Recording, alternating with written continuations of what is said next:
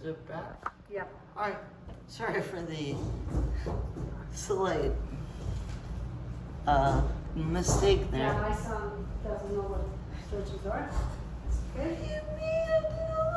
That's what you told me to do. No, I give him more, but it's okay. Those are the stretches you did. That's why you didn't stretch properly. Okay, let's go. Let's talk about overtraining. What else? Less is more. So less is more. You don't need to work out every day. And if you work out every day, you want to make sure you stretch. You want to make sure you hydrate. You want to make sure that you have a good diet. You don't need to do a lot of different things, because what you do, you confuse your body. And when you confuse your body of what you're doing, and if you put a lot of stress on your body, you become overtrained. Overtrained means you have what? Dehydration. Dehydration brings to constipation. So this is one thing. I do You not can have dehydration. you can have headaches. That's another symptom, sign of overtraining. You can have total muscle soreness, Which I achings have. of your joint. Sometimes one is complete strain, and anything else you have a sharp pain, which that is a warning sign to stop immediately. You don't want to get into that state. What else is overtraining? And when you're very sore, and your muscle, so soreness is, your muscle becomes tighter because you are not stretching properly after your workout routine session. It doesn't matter if you do a strength training or a cardio session, you always want to stretch. You want to stretch up to between 5 to 10 minutes after post-workout. It's really important to lengthen your muscle, because your muscle becomes very tight. So it's like a sponge, it keeps squishing, right? Mm-hmm. And it keeps like contracted, so it becomes like a very hard ball. So what you do, you want to lengthen. So that's what we're doing with stretching, lengthening that muscle, which improves your mobility, improves your range of motion. So what a range of motion is, when you're able to do a specific motion of your joint from point A to point Z, so where it has a start and an end. It's point A to point B. Point Z. Point A, point to point B. So that's what that is. So overtraining, couple tips. So I give you some tips. So if you do a strength training routine, you should start with 3 days a week. If you're a beginner, or you think that you're a little bit more, just a baby step over beginner, that you at least have an idea what a strength training routine is, you still need to rest. 3 times a week is the best. You can hit also 4 if you want to. You want to work out 30 to 40 minutes, right? You want to stretch, and you want to have a rest day in between. Why should you have a rest day in between? Because rest days are very vital. Because when you do a strength training routine, you apply resistance to your body. So you put your body in a stress mode. The muscle, when you add that resistance, you also, during that workout, you have micro tears of your muscles. So that gets repaired and reconstructed in 24, 48 to 72 hours. So that's why you need to have that next day, a day off. If you're, like I said, just started, 3 to 6 months in the strength training routine, you want to have that rest, so you can rest that part of your body that you worked pretty intense. So that's why a lot of people choose to do 2 full body routines, Tuesday or Thursday, or Wednesday, Saturday, whatever that is, and you do body split routine, or you focus on compound exercise. So it's very vital for you to take a rest day in between, or if you don't, you just work a different group of muscles the next day, because you want to be the primary movers or anything else that you used the day before to rest. So that's one thing. What else do you have? Well, as you completely left me off, I was gonna answer the question, but then you went. Okay, go ahead.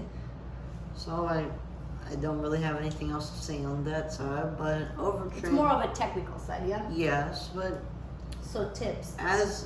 Why you need to take a rest time, okay?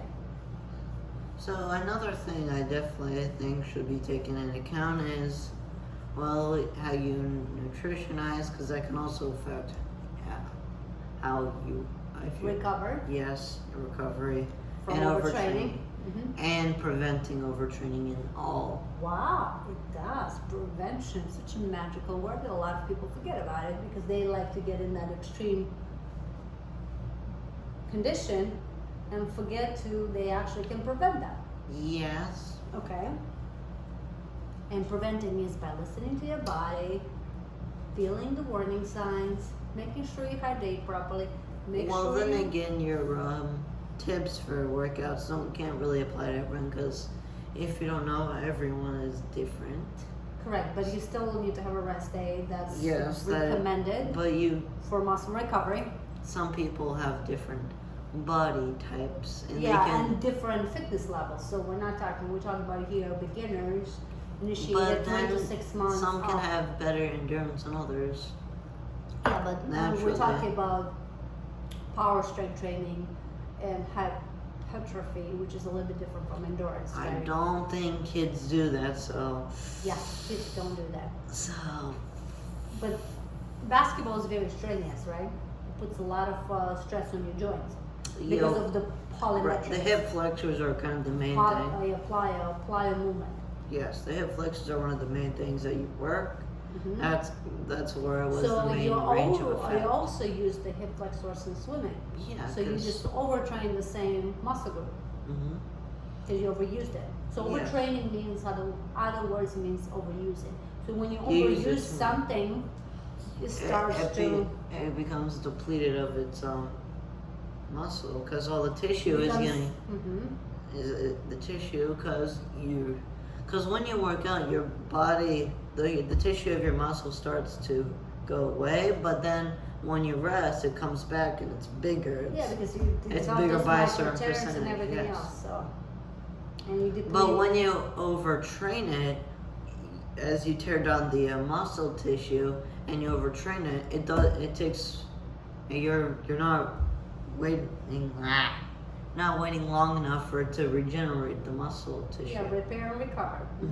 So that's what happens. It's just it doesn't react, but that's when the pain. Because what is your brain is starting?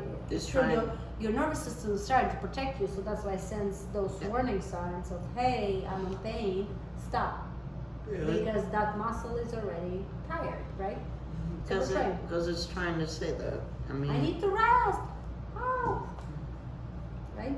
Yeah, and it's not good when you have no muscle tissue there. So, if you ever felt in any way overtrained, remember less is more.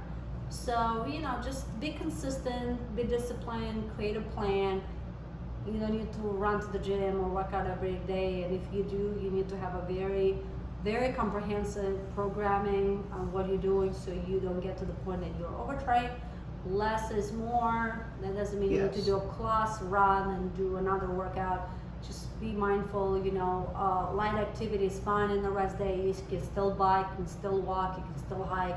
You can do those things. You can swim I don't recommend running. in a light position, but not running. I said because running is a strenuous. Yeah, it is a strenuous workout. Hiking also can be strenuous, depending. Yeah, depending what elevation and but inclination. It depends. So so light activity. You can do a lot of flexibility, mobility exercises, which is low impact. Stretching. So on your rest day, you can actually do yoga, Pilates, or you do a very nice stretching long routine. And those are the tips from us to you. When you hit a specific point in your fitness level, you don't overtrain anymore because you are used and you adapt your body to a specific programming and your body responds differently. So that is less and less for me. Yeah, and if you ever actually experience overtraining, if you're on YouTube, you can, or on any other platform that you're watching, you can go comment and say that if you did and where. Yes, we want to hear your comments. We're interested. You're overtrained, And what happened after? Yeah, just tell us, how you overtrained, what you learned from it, and what you feel. As it was all pain. For me, it was pain.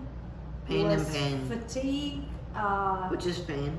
No, fatigue is not pain for me. But it feels like pain, so kind of and depletion. So those are the three words that I can say about overtraining. It's not only pain for me. depletion. What do you mean by Depletion, like I can't do anything. So it's like exhaustion on a different level. So I just don't have complex energy. pain. Yes. So those are the things that I can say about myself, and you can check us on K&T Talk Series on our Facebook group, K&T Talk Series. You can check us on YouTube and Be Fit and Healthy by Katya, and hopefully we will get all the cool schedule for you out there. You enjoy it. Let us know what you think.